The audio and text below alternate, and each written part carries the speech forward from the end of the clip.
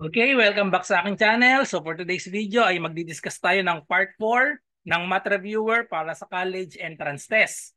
So sana napanood nyo na yung part 1 hanggang part 3. So tigto 10 items, so number 31 to 40 na tayo. Okay, so sabayin nyo ako magsagot. Let's start. Number 31, x squared plus 4x minus 5 over x squared minus 1 equals, yan, question mark. So dalawang way para isolve ito. So yung shortcut muna ang ituturo ko sa inyo. So pwede tayong mag-assign ng kahit anong variable sa x. So sa example na to, pinakamadali, when x equals 0. Ipalit lang natin yung x equals 0 dito sa given, tapos sa mga choices. So pinakamadali x equals 0 kasi pag x ay 0, makakancel lang ito. 0 square, 0. Okay? And then 4 times, kung ang x ay 0, 4 times 0, 0 na rin ito. So ang matitira, negative 5 over negative 1. So pag sinimplify, that is equal to 5. So ngayon, dito sa mga choices natin, i-substitute din natin yung x equals 0. Kailangan ang makuha natin ay 5. Okay, so pag nag-iisa lang yung x equals sa 5, automatic yun na yung sagot. So for letter A, when x equals 0, magiging 4. So mali.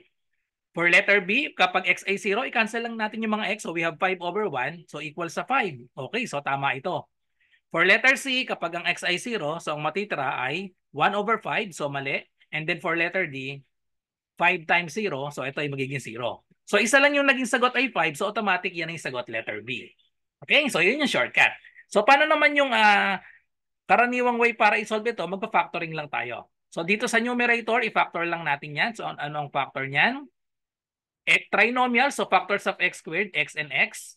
And then we have negative 5. Ano ang factor ng negative 5? Such that the sum is positive 4. So that is positive 5 and then negative 1. And then for the denominator, we have difference of 2 squares. Itong 1, pwede yung isulat as 1 square. So ano ang factor niyan? Ang factor niyan ay isang positive tsaka isang negative. So we have x plus 1 and then x minus 1. So we can cancel out yung common na x minus 1. So ang answer ay letter B pa rin, x plus 5 over x minus 1. Okay? So next number, number 32. What is the area of triangle ABC if for each point xy of line AB, y equals 2x minus b? So meron tayong right triangle dito. So ibig sabihin, gamitin natin ang formula ng triangle. A is equal to 1/2 base times height. Okay? So ano yung base natin dito? So itong x natin, x sub 1 natin dito 4, yung itong x sub 2 ay 15. So para makuha natin yung base, subtract lang natin 15 minus 4. So ang base natin ay 11. So itong height hindi natin alam. So kailangan isolve muna natin itong height natin. Isa-substitute lang natin dito sa y equals 2x minus 8. Ano ang isa-substitute natin para makuha natin yung height? Alamin natin itong point na ito. Yung y coordinate nito. So i-substitute lang natin itong 15. Okay? So when x equals 15, i-substitute natin dito sa linear equation na ito. So therefore, we have y is equal to 2. Palitan yung x ng 15. So 2 times 15 minus 8. So therefore, y is equal to 2 times 15. That is 30 minus 8. So we have 22. So therefore, i-substitute na natin. Area is equal to 1/2. Ang base natin ay 11. And then ang height natin ay 22. So therefore, simplify na lang natin. Kunin lang natin yung 1/2 nitong 22. So 22 divided by 2. So that is 11. And then we have multiply this 11 times 11. The answer is 121. Letter B. Okay, so next number. Number 33, if 0.4y equals 5, then 4.44 times y equals blank. Okay, so isolve lang natin itong y dito sa unang equation natin. Okay, so we have 0.4y equals 5. I-divide lang natin both sides by 0.4. Okay, so we have 0.4y equals 5. Divide both sides by 0.4. Okay, so therefore y is equal to, kapag nagdi-divide whole na decimal tong denominator, gawin nating whole number. I-move lang natin. Siyempre kapag nag-move sa baba, kailangan i-move din itong taas. So therefore magiging lang siyang 50 over 4.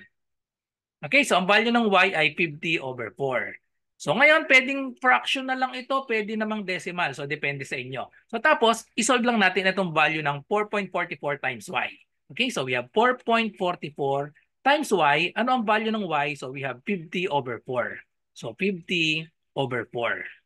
Okay, so ngayon, pwedeng mas madali i-divide natin to, no? So 4.44 time divided by 4. Kasi lahat naman ito 4 divided by 4. So magiging siyang 1.11 times 50. So therefore, ano na yung magiging sagot diyan? 1.11 times 50. So magiging ano lang to, 5 times 111, no? So magiging 555 tapos may 0. So ayan, 5,550 pero bilangin natin ng decimal point 1, 2 and then may siyempre may 2 decimal places yung factors natin itong 1.11. So bilang din tayo dito ng dalawa. So therefore the answer is 55.5 or 55.50 or 55.5. So the correct answer is letter C. Okay, so next number 34. If x equals 1 plus 2 to the a and y equals 1 plus 2 to the negative a, which of the following is a formula for y in terms of x? So y in terms of x, so ibig sabihin yan, itong y na ito, isosolve natin gamit itong first equation. So ano ba yung relation ng dalawang equation natin? Pareha silang merong 2 to the a. Itong kabila naman 2 to the negative a. So gamitin lang natin yung property ng negative exponent. So ano yung property ng negative exponent? So if we have x raised to negative n, that is equal to 1 over x to the n. Okay? So equation 1 natin, so we have x is equal to 1 plus 2 to the a. And then equation 2, so we have y is equal to 1 plus 2 to the negative a. Ibig sabihin yan ay 1 over 2 to the positive a. Kapag negative, bababa lang siya, magkakaroon ng 1 sa numerator, and then yung expression natin magiging positive na nasa baba. 1 over 2 to the a. So kailangan isolve natin ito, i-express natin itong 2 to the a. Manggagaling dito sa equation number 1. Okay? So isolve natin itong 2 to the a dito. So therefore we have, itong 1 ilipat lang natin sa kabila. So therefore we have x minus 1 equals 2 to the a. And then itong value ng 2 to the a, which is x minus 1, ay ipapalit lang natin dito. Okay? So therefore we have y is equal to 1 plus 1 over the value of 2 to the a is x minus 1. Okay, and then i-simplify na lang natin ito. So paano ba tayo mag-combine? So addition of algebraic expression ito. So therefore, lagyan lang natin ito ng 1 tapos mag-butterfly lang tayo. So butterfly lang natin. So paano ba yan? Cross multiply.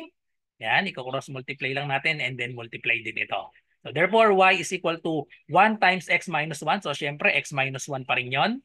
Copyhin lang natin itong sign plus 1 times 1. So 1 pa rin over the product nito. Dahil 1 lang ito, so x minus 1 lang din ito.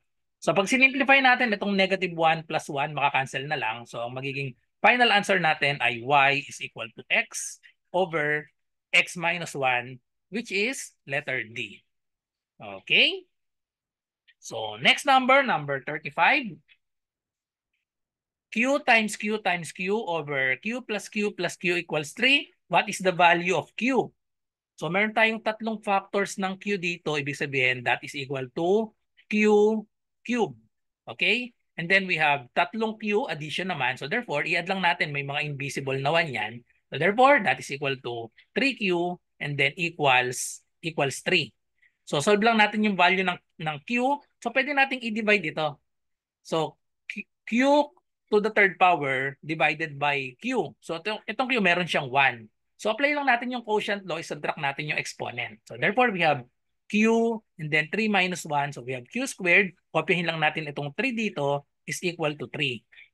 And then tanggalin natin itong 3 by multiplying both sides by 3. So cancel out na ito. So we have Q squared is equal to 3 times 3. That is equal to 9. And then to get the value of Q, kunin natin ang square root of both sides. Pag kinukuha natin ang square root of both sides, automatic, ang sagot natin, Q is equal to plus or minus square root of 9, that is 3. So the correct answer is letter A, plus or minus 3. Okay? So next number 36. So piecewise function, f of x is defined as follows. F of x equals 1 when x is greater than 1. F of x equals 0 when x is greater than negative 1 but less than or equal to 1. And f of x is negative 1 when x is less than negative 1. So what is the value of f of 5 plus f of negative 3 plus f of 0? So kunin lang natin yung mga value nito dito sa ano natin, sub function. So nasan ba yung f of 5? Yung f of 5 nandito siya. Okay? Kasi greater than 1. Okay? So therefore, ang value nitong f of 5 ay equal sa 1. Okay? Plus f of negative 3. Nasa naman yung negative 3? Yung negative 3 nandito siya sa x is less than negative 1. So therefore, ang value niya ay equal sa negative 1. Okay? And then we have f of 0. So nasan yung f of 0? So nandito siya between negative 1 and 1. So therefore, ang value niya ay 0. So therefore, we have 1 plus negative 1 plus 0. I-simplify lang natin 1 plus negative 1 or 1 minus 1. So we have 0 plus 0. The answer is 0, letter D. Okay? So next number 37. Which of the following is the square root of 1 plus square root of 1? Okay, so square lang natin ito. Square lang natin. So we have square root of 1 plus square root of 1. So square lang natin. Pag in-square natin, so inverse function ito, no? May square tapos may square root. So makakancel out lang yan. Okay? So therefore, ang matitira is 1 plus square root of 1. Tapos itong square root of 1, eksakto. Ano ba yung number kapag minultiply sa sarili ay 1? So that is 1. So 1 plus square root of 1 is 1. So 1 plus 1 is equal to 2. The correct answer is letter B. Okay, so next, number 38. If y equals negative 1, a times y to the fifth plus by cubed minus 4 equals 0, what is the value of this equation when y equals 1? So, i-substitute lang natin. So, yung first condition natin, y equals negative 1. Substitute lang natin yung y equals negative 1. So, therefore, we have a times palitan yung y ng negative 1. Negative 1 to the fifth plus b. And then yung y palitan ulit ng negative 1 cube minus 4 is equal to 0. Okay? So, we have negative 1. I-erase natin sa fifth power. Ibig sabihin yan, 5 negative 1. So, tandaan, kapag odd numbers ang exponent ng negative, so negative pa rin ng kakalabasan niya. Kapag even naman, ang kakalabasan niyan ay positive. Okay? So dahil add itong exponent natin, so therefore equal pa rin ito sa negative 1. So therefore we have negative 1 times a or simply negative a. Okay? Plus negative 1 to the third power. So another add na naman yung exponent natin. So ibig sabihin, negative 1 pa rin ang kakalabasan nito. So plus negative 1 times b. So tanggalin na natin itong positive. So magiging lang siyang negative b minus 4 is equal to 0. So isolve lang natin itong negative a plus b. Ilipat natin sa kabila parehas. Si negative b tsaka si negative a para maging positive. So therefore, magiging siyang negative 4 is equal to yung a nilipat sa kabilang side. So positive na siya. And then yung negative b nilipat sa kabila, positive b. So ang value ng a plus b ay equal sa negative 4. So ngayon, what is the value of this equation when y equals 1? So palitan naman daw natin itong ay to the p plus by cubed minus 4 equals 0 kapag y equals 1. So parang ito lang din yan, papalitan lang natin itong mga nasa parenthesis ng positive 1. So we have a times 1 to the fifth plus b, palitan lang yung negative 1 ng positive 1, cube minus 4 equals 0. So simplify 1 to the fifth, syempre 1 pa rin yan. 1 times a, so we have a plus 1 cube, so 1 pa rin yan, times b, so we have plus b minus 4 is equal to 0. So ngayon, ipalit natin dito. From first condition natin, when y equals negative 1, ang value ng a plus b is equal to negative 4. So papalitan natin itong a plus b, palitan natin ito ng negative 4 based dito sa equation number 1 natin. So we have negative 4 minus 4. Negative 4 minus 4. So therefore, magiging value ng equation natin, so dapat siguro walang zero ito, no? So a plus b, so yan minus 4 equals sa 0 dito. So naging negative 4 minus 4 equals 0. So not true yun, no? So siguro dapat walang walang 0 dapat ito. So may typo siguro dito sa problem. Dapat if y equals negative 1, ayan, a y to the p plus by cubed minus 4 equals 0. So dito sa pangalawa, wala itong equal 0. So ganito lang, expression lang siya. What is the value of this equation when y equals 1? So dito sa una, equals 0. So pangalawa, wala nang equal 0. So therefore, the answer is negative 4 minus 4. The answer is negative 8, letter D. Okay? So sorry dun sa konting mistake. Itong pangalawa, expression lang yung tinatanong. So hindi siya equal 0. Equal to 0 lang kasi kapag y equals negative 1. Okay, so next, number 39. It is given that V varies directly as R squared and H. How is V altered if R is trebled and H is halved? Okay, so variation ito.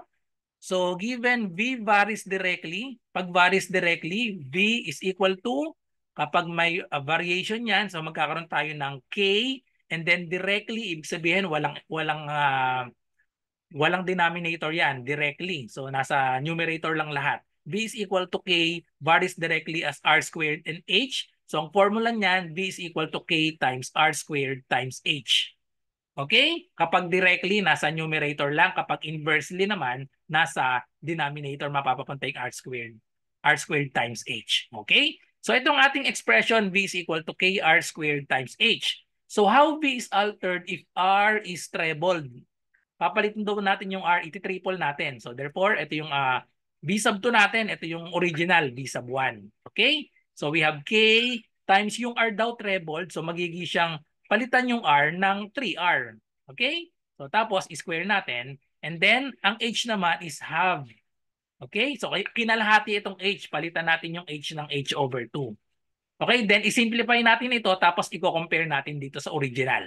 Okay? So we have B sub 2 is equal to, square natin to, so we have K times 3 squared, so that is 9R squared. And then we have H over 2. So H over 2, so i-simplify natin, ilabas lang natin yung mga constant, yung mga number, 9 tsaka 1/2. So that is equal to 9 over 2 K, and then we have R squared H. So ano yung nangyari? Compare natin itong B sub 1, ito yung B sub 2. Parehas lang sila na merong KR squared H. So ito may KR squared H din. So kinaibahan lang niya, itong pangalawa, nagkaroon siya ng 9 over 2. So ano ba yung 9 over 2? So that is equal to 4 and 1/2 as large, letter C. 9 over 2 is 4 and 1/2 kapag kinonvert natin sa mixed number. So therefore, letter C ang tamang sagot. Okay, so last number for this video. So number 40, given that A asterisk B denotes A plus 5B, find the value of 2 asterisk 3 asterisk 4. Okay? So may parenthesis. So ibig sabihin, unahin natin itong 2 asterisk 3. I-apply natin yung formula. Ang ibig sabihin daw ng A asterisk B ay A plus 5B. So ang A natin dito, itong 2. Tapos ang B natin, itong 3. So i-apply natin itong formula. So magkakaroon tayo ng 2.